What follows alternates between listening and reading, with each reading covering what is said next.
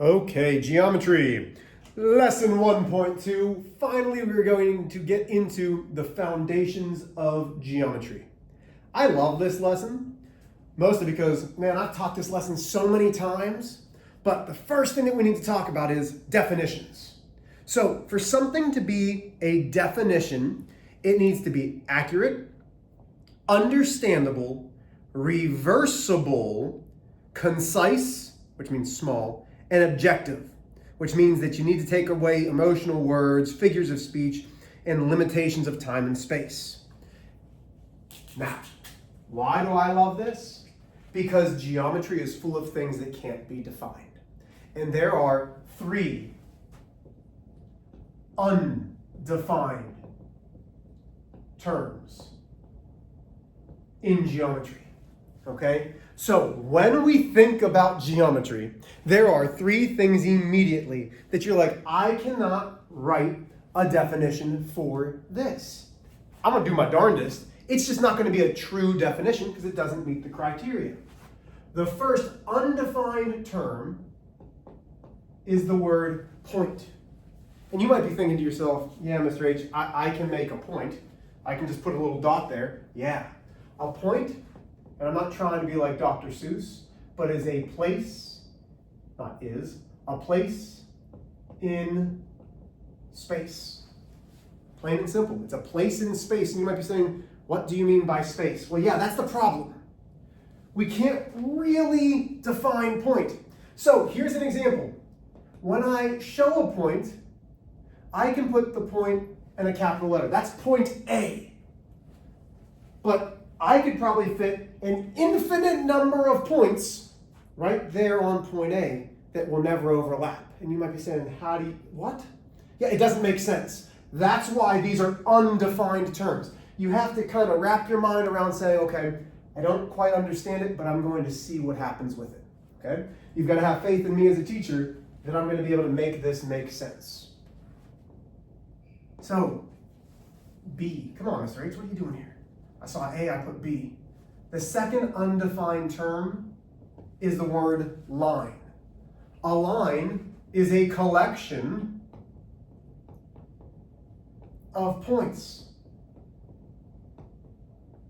And you might be saying, yeah, but we don't know what the definition of point is. Yeah, that's true. It has no thickness, okay? Has no width. A line never stops. Okay? But when we see lines, we know pretty quickly that, hey, it's a line. To create a line, you need to have at least 2 points. Notation matters in geometry. I have 2 points. To show a line, we connect those 2 points, and we have arrowheads going both directions. Why? Because a line goes forever in both directions. Okay? It goes forever in 2 directions. And I'm going to put that here. So a collection of points goes forever in both directions. Now, when we name this, the name of this line can be line AB. And notice how it has arrowheads above it. We could also name this as line BA because it's going to include all of the points. At no point will this ever stop. B is going this way forever. A is going this way forever. It will include all of those. We can also name lines. Sometimes they are italicized lowercase letters. And we put line L. Okay? And you would not just put L. You could put line L. You could put the symbol for line over it. For right now, let's just call it line L. Okay? So there's 2 of our undefined terms. Then last but not least, we have the word plane. This is not that kind of plane, okay? There are planes all around us. Planes are a flat surface that have no thickness, have no width, but they extend forever in 4 directions. This is impossible to show. You cannot show a plane. But the reason why I love geometry is it is all around us.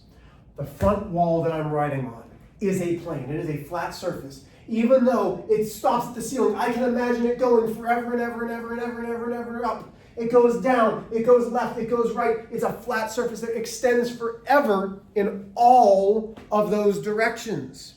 Now, when we have planes in geometry, because we can't always have things extend forever to look, we're going to have something like this. It's going to show me something like this. It's going to have an italicized K. And then to have a plane, you need to either have an italicized letter or 3 points that do not form a straight line. So I would call this plane K or plane ABC. Okay? Your book doesn't do this. Books that I've taught in the past have, so let's just call it plane. We'll just call it a plane ABC. Now, remember what I said. To form a plane, you need 3 points that do not form a straight line. Well, form a straight line is one of our definitions. Okay? So the first definition that we have, one of our first fundamental rules of geometry, is the word collinear. Okay, so collinear. So definitions. Now we're getting into the meat and potatoes of geometry. So definitions. Let me get my red marker here. Okay, so definition number 1 is collinear. And I might have spelled that wrong. Is it 2 L's or is it 1 L, Mr. H? Let's see. It's 2 L's. This is why I teach math and not like English. So collinear are 2 or more points that are on the same line. Okay? So collinear is 2 or more points that are on the same line. So, for example, if I have something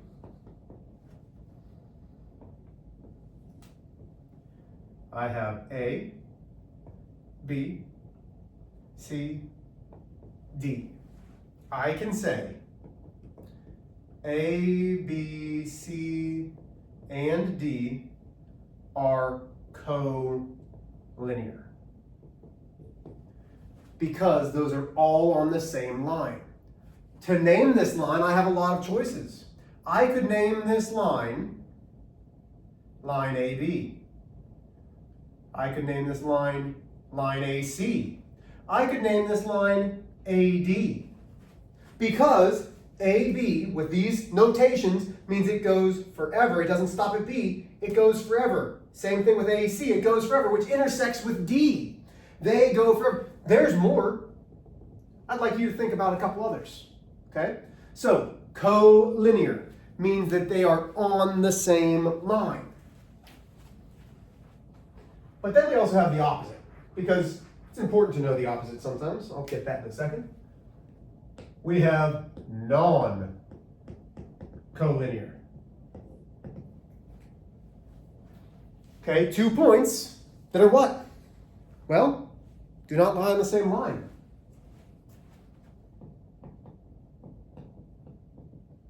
Two points that are not on the same line.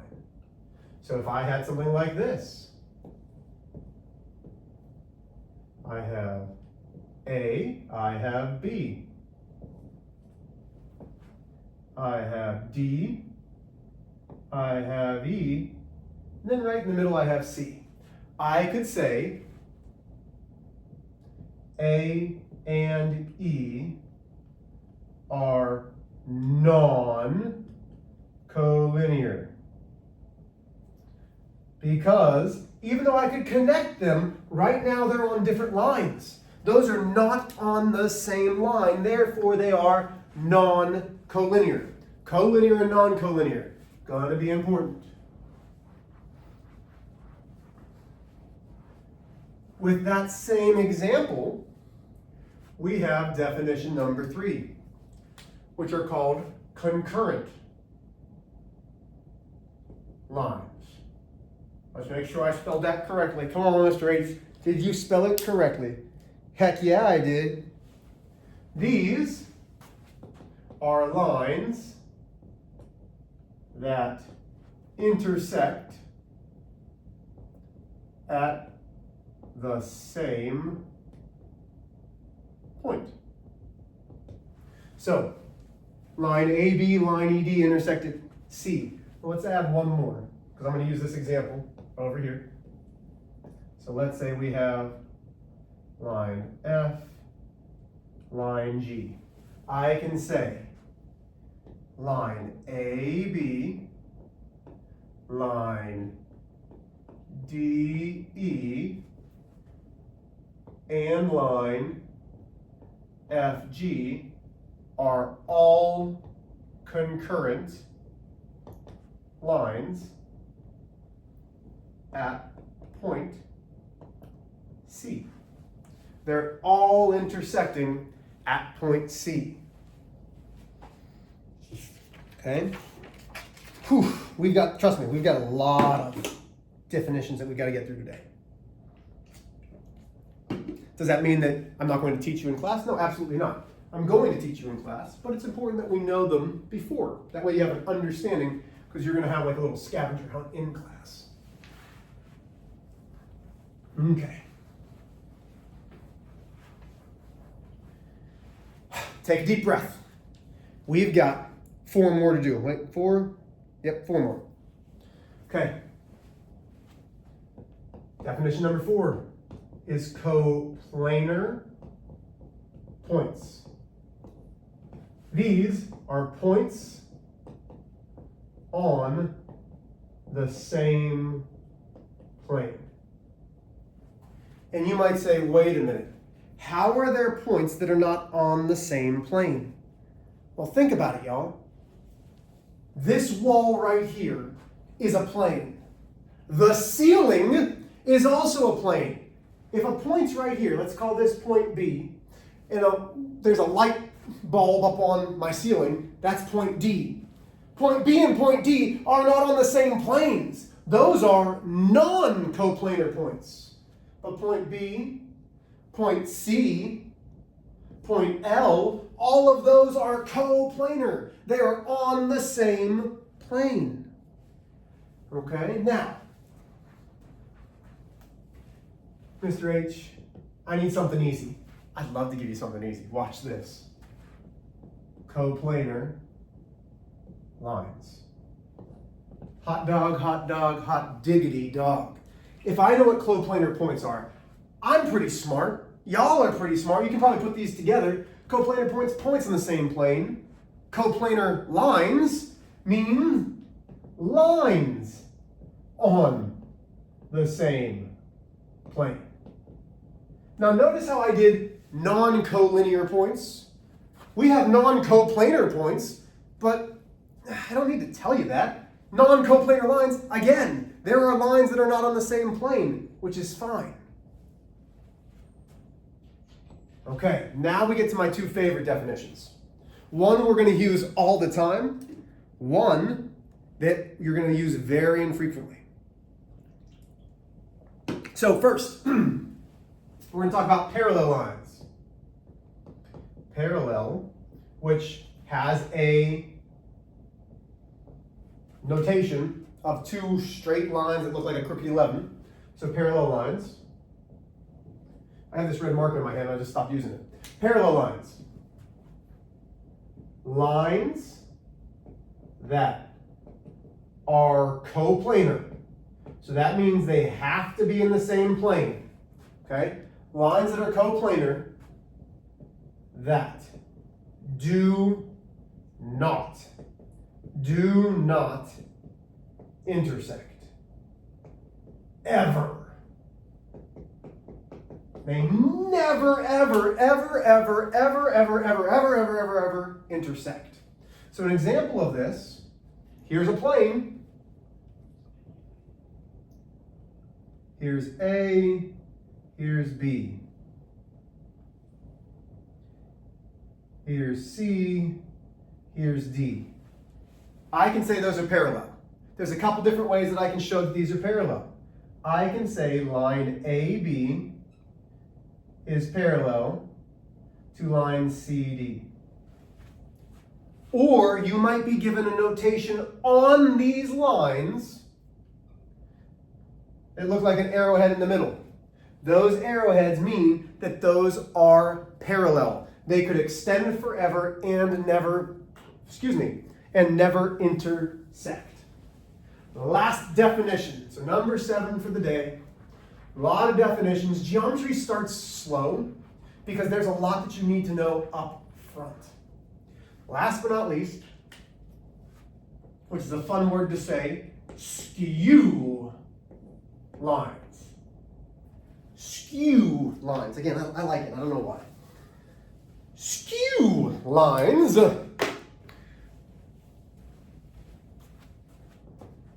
Lines that never intersect. And I'm going to stop right there. There's more to it, but I'm going to stop right there. Lines that never intersect. Mr. H, that's parallel lines. These are lines that never intersect. Yeah, you're right. Except there's a caveat here. Lines that are coplanar. These lines are in the same plane, which means skew, lines that never intersect, that are not in the same plane. Now, I can't show this because I'm not a good, let's see if I can try this. So here we go. Come on, Mr. H, you got it. You can make a box here. Oh, well now I have something that is three-dimensional. A, B, C, D, E, F, G, H. Okay.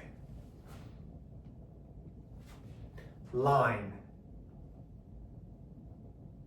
AB, so AB goes this way, is skew with, okay, so AB's here in this plane, in this top plane. GH is not in the same plane, and it's going in a different direction. Those two lines will never intersect. And you might say, but it looks like they will. You have to remember, it's a three-dimensional object. And when we get into class, man, I'll show you all the things around the room that prove that these are skew.